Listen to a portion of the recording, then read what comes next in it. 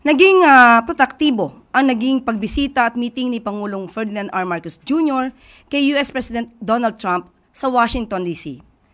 Bunga ng pagiging very good at tough negotiator ng Pangulo, napababa ni President Marcos Jr. sa 19% ang unang 20% tariff rate na ipinataw ng US sa Pilipinas.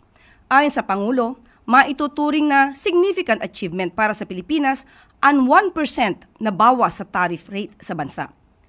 Isa pa rin ang Pilipinas sa may mababang tariff rate na pinatawan ng US sa rehiyon. Dahil dito, mas paiigtingin pa ng bansa ang mga hakbang para maging competitive ang Philippine exports.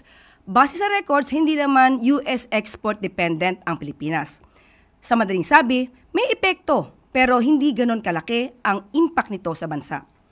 Ibig sabihin, 16% lang ng exports ang napupunta sa USA at aabot sa 67% nito ay galing sa electronics na kabilang sa may low o zero tariffs sa ilalim ng global trade agreements.